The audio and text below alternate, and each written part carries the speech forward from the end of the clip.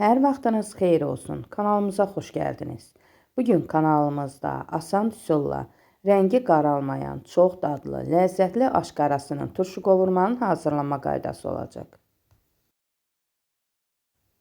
Qaranı hazırlamaq üçün 500 qram ət götürmüşəm. Əti bu qaydada doğramışam. Çox xırda doğramağa ehtiyac yoxdur. Əvvəlcə axar suda təmiz-təmiz yuyub, üzərinə soyuq su əlavə etdim.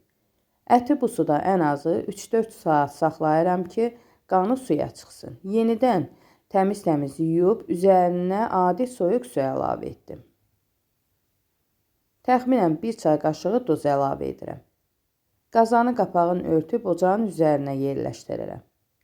Üzərinə kəfi çıxdıqda kəfin yığıram.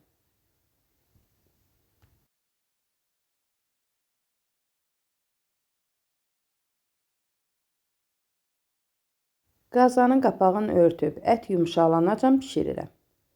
4 ədəd orta boy soğanı samavari şəkildə doğramışam.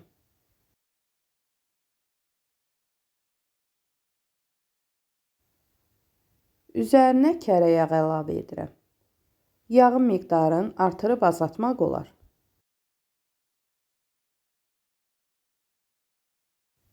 Tavanı ocağın üzərinə yerləşdirib soğanı qovururam.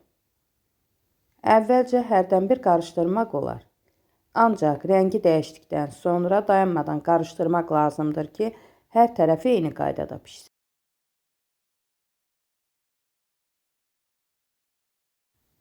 Qazın orta temperaturunda soğanı qovururam.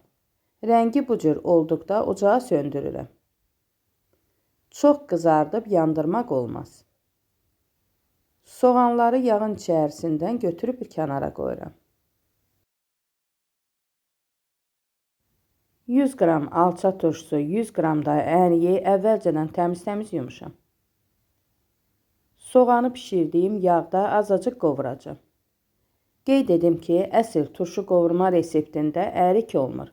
Ancaq bizdə ərikli qovurmanı çox sevdiyimiz üçün içərisinə əlavə edirəm. İstəsəniz vurmaya da bilərsiniz. Biraz qovurduqdan sonra yağın içərisindən yığıram. 250 qram hazır qabığı soyulmuş şabalıdı əlavə edirəm. Onu da 2-3 dəqiqə qovuracam.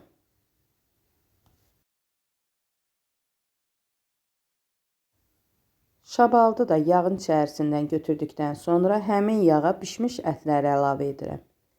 Əti də qarışdıraraq 2-3 dəqiqə qovururam.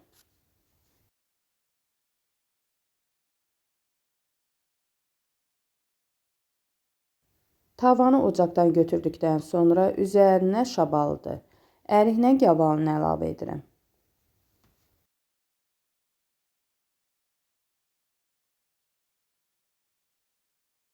Qovrulmuş soğanı üzərindən əlavə edib hər tərəfinə yayıram.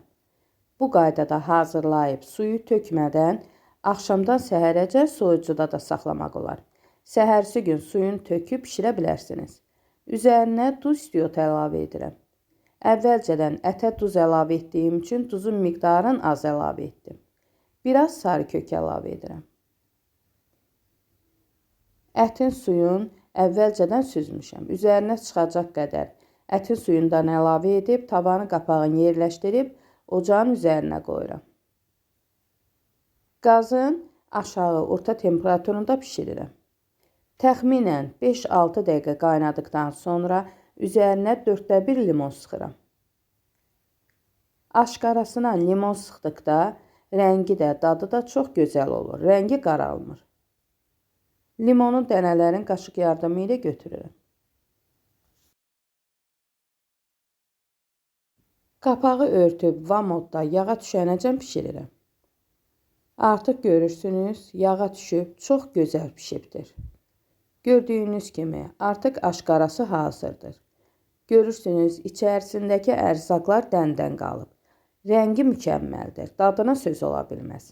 Hazırlayıb bu qaranın dadına baxmağa dəyər.